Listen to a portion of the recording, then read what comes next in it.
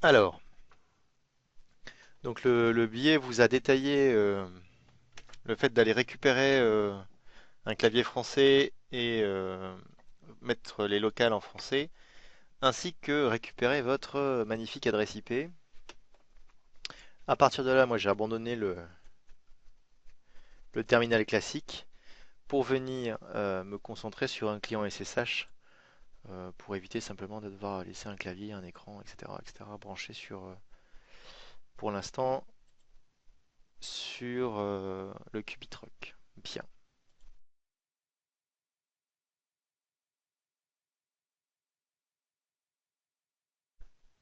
Bouger le système root, donc la partition root qui contient l'operating system, vers le disque dur, puisque on a branché un disque dur sur la Cubiboard qui est quand même son gros intérêt.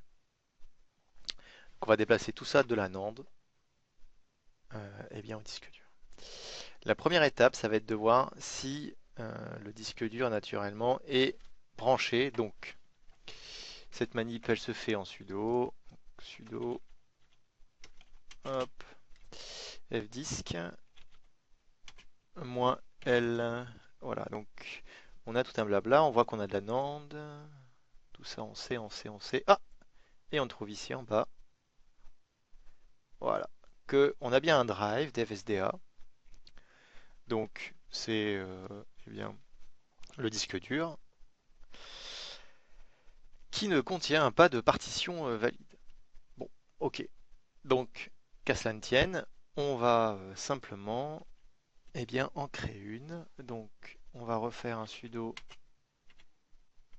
fdisk, mais cette fois-ci avec comme destination le devsda. Voilà. Donc ici, on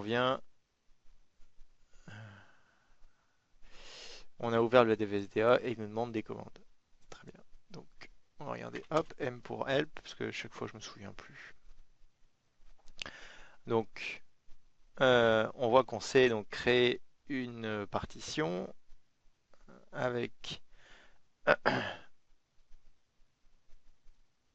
la commande new comme donc, n add a new partition.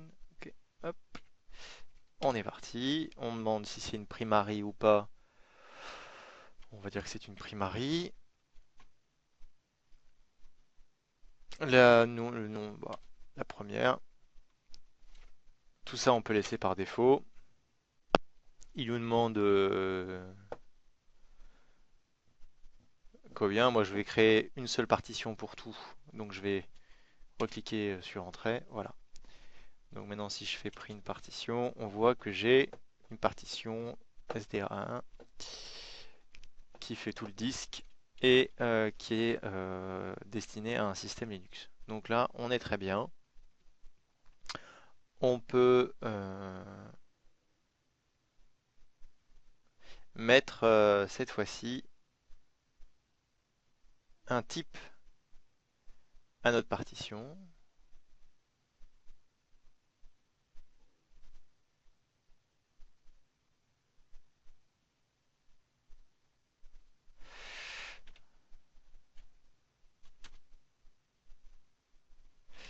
Donc, on va aller chercher, donc j'ai tapé T pour changer le type, hein, et j'ai regardé, logiquement, on va trouver le bon code. Donc je cherche un ext4, hein, pour ceux qui... 83 Linux à mon avis. Donc voilà, on n'avait pas besoin de le changer. C'est juste pour... Voilà, bien. Donc on refait un petit coup de P pour être bien sûr. Voilà. On est bien sur un DevSDA de type Linux. Allez. On va quitter et synchroniser. Donc on fait un W et c'est parti. Clac. Maintenant, on va créer le système de fichiers pour le rootfs sur le disque dur. Donc pour ça, mk donc make file system, très logique. Quel type de file system je vais devoir faire? ext4. C'est le système de fichiers, dernier système de fichiers fait pour Linux. Et le disque dur SDA. Voilà. Il est parti. Ah, bon, quand ce sera terminé, je vous reprends. Bien. Donc voilà. Donc on voit que tout a été correctement créé. Maintenant, on va copier l'ensemble du système vers le disque dur. Donc en fait, pour comprendre, c'est que le système est dans la NAND. Bien, la NAND est décomposée en plusieurs parties, comme le montre le F-disk de tout à l'heure. Donc, je vais vous le réexécuter. Hop. Voilà. Donc on voit qu'on a une NAND B, une NAND C, une NAND A et une NAND D. D'accord? NAND D, NAND A, NAND B et NAND C. Voilà. Notre partition route se situe dans la NAND B. Donc nous allons prendre l'ensemble de la NAND B et la remettre dans notre disque dur. Bien. Donc pour ça, on doit faire un truc que j'aime pas trop, mais nous passons en route. Voilà. Donc on le voit ici, on est passé sur l'utilisateur route. Donc là, faites attention. Donc, globalement, on peut vite tout casser. Donc, on va aller chercher les fichiers de la NAND qui sont dans la NAND B et on va les mettre dans le SD. Hop là, le SDA1. On lui donne le truc. Hop.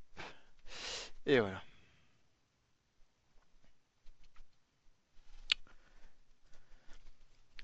Hop, on y va.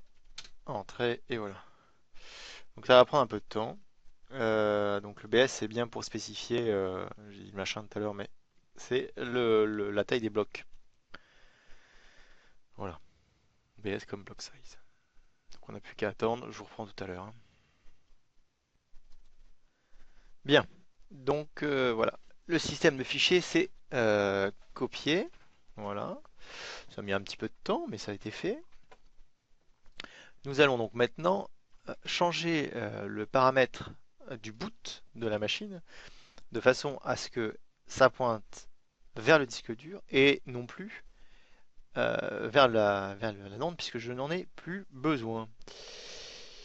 Donc, on va aller monter cette fois-ci la NAND A puisque le système de boot se trouve dans la NAND A. Voilà. Alors on est parti. Donc, euh,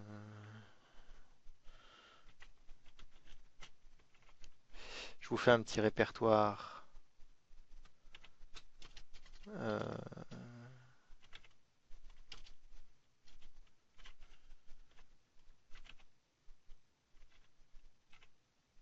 voilà. Ok.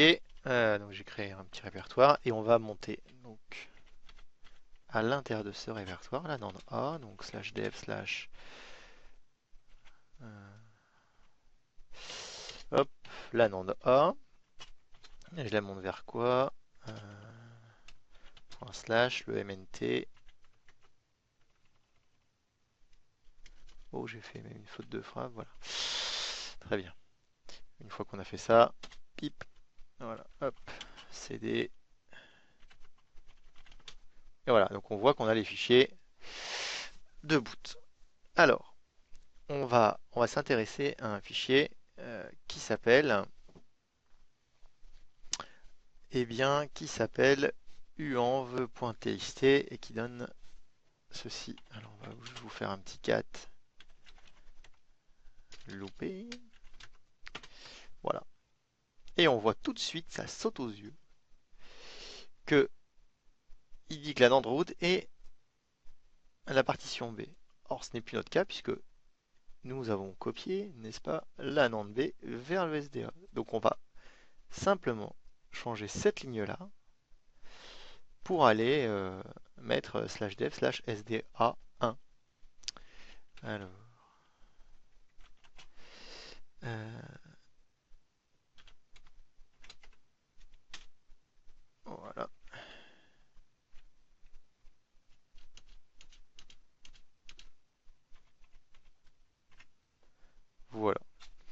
on met /dev/sda1. Vérifiez plutôt que deux fois qu'une, n'est-ce pas? Vous enregistrez. CTRL-O. On sort. CTRL-X. Voilà, très bien. J'aurais pu utiliser VI aussi, hein, mais je préfère toujours Nano, moi, donc voilà. Une fois qu'on a fait ça, on resynchronise le système. C'est fait. C'est un peu comme si vous retiriez une clé USB, hein. Ou pour ceux qui ont connu un lecteur de disquette. Mon truc il s'appelle chaque fois comment ah je suis dedans.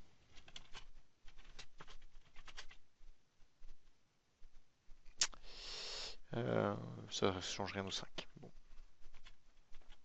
Alors on descend la NAND, clac, c'est fait. Et maintenant, oh magie, on reboot et on aura transféré notre notre système de la NAND vers le disque dur. Alors, je vous retrouve dans quelques minutes pour la suite des opérations.